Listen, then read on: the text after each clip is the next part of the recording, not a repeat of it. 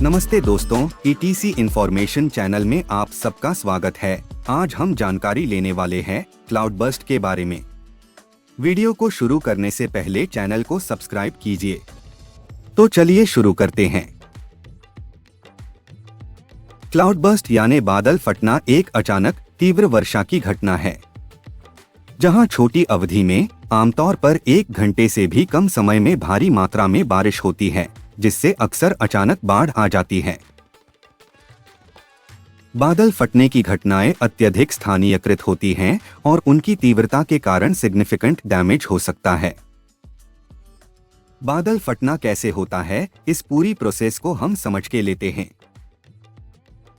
चलिए एक नजर डालते हैं मौसम संबंधी स्थितियां जो बादल फटने की ओर ले जाती है। फर्स्ट कंडीशन है एटमॉस्फेरिक इंस्टेबिलिटी, यानी कि वायुमंडलीय अस्थिरता। वार्म मॉइस्ट एयर, इसमें बादल फटना आमतौर पर उन क्षेत्रों में होता है जहां कम ऊंचाई से गर्म नम हवा तेजी से ऊपर उठती है। ऐसा अक्सर पहाड़ी इलाकों में होता है जहां भौगोलिक विशेषताएं हवा को ऊपर की ओर मजबूर करती हैं।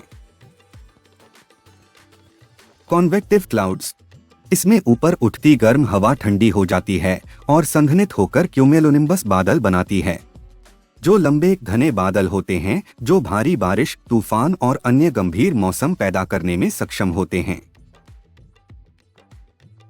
सेकेंड कंडीशन आती है रैपिड अपड्राफ्ट्स, इंटेंस अपवर्ड मूवमेंट।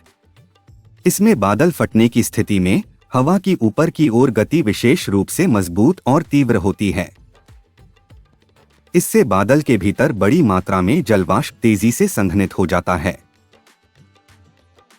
दूसरी रैपिड अपड्राफ्ट्स कंडीशन है सुपर कूल्ड वाटर, यानी तीव्र अपड्राफ्ट पानी की बूंदों और बर्फ के क्रिस्टल को बादल में निलंबित रख सकता है, जिससे वे बड़े हो सकते हैं। तीसरा पॉइंट है माइक्रोफिजिकल प्रोसेसेस।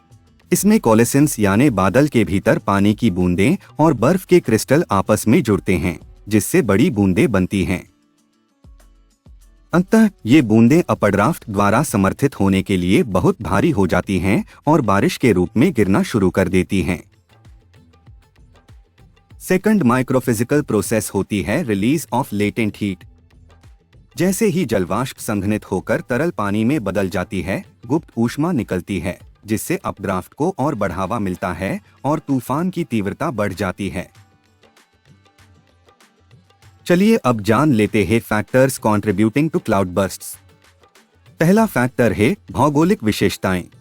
पर्वतीय भूभाग, पर्वतीय क्षेत्रों में भौगोलिक लिफ्ट के कारण बादल फटना आम है, जहां पहाड़ों द्वारा नम हवा को ऊपर की ओर धकेला जाता है, जिससे संघनन और वर्षा बढ़ जाती है। दूसरा तटीय क्षेत्र, इसमें निकटवर्ती महासागरों या समुद्रों से महत्वपूर्ण नमी आपूर्ति वाले तटीय क्षेत्रों में भी बादल फटने का अनुभव हो सकता है। सेकंड फैक्टर है मौसम संबंधी स्थितियां।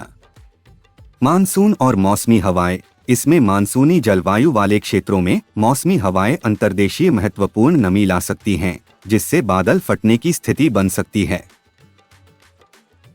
वेदर फ्रंट्स, इसमें विभिन्न वायुराशियों के बीच परस्पर क्रिया, जैसे ठंडे मोर्चे का गर्म नम वायुराशि से मिलना, तीव्र वर्षा को ट्रिगर कर सकता है।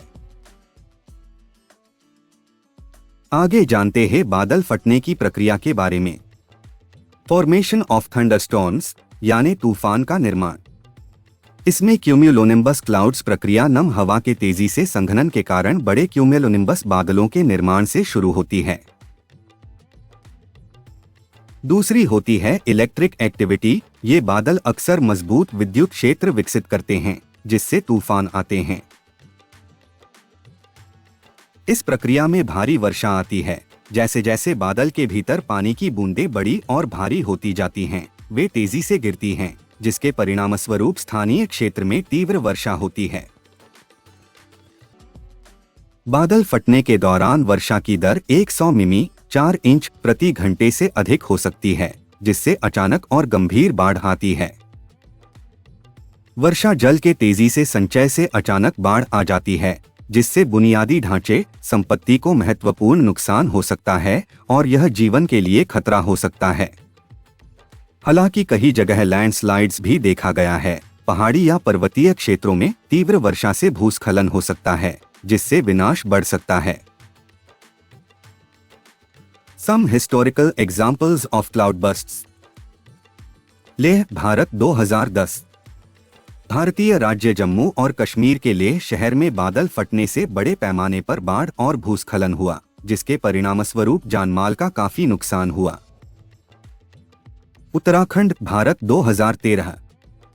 भारतीय राज्य उत्तराखंड में विनाशकारी बादल फटने से विनाशकारी बाढ़ और भूस्खलन हुआ, जिसमें हजारों लोगों की जान चली गई और व्यापक क्षति हुई। बादल फटना गंभीर मौसमी घटनाएं हैं जो एक छोटे से क्षेत्र में अचानक तीव्र वर्षा के कारण होती हैं, जो आमतौर पर तेजी से उत्थान और संवहनशील बादलों में नम हवा के संघनन के कारण होती हैं।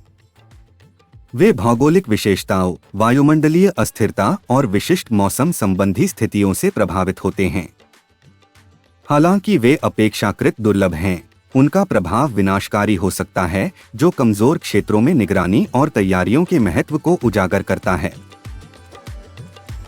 आज के एपिसोड में बस इतना ही। उम्मीद है ये वीडियो आपको अच्छी लगी होगी। वीडियो अच्छा लगे तो चैनल को सब्सक्राइब कीजिए। मिलते हैं अगले वीडियो में। Take care.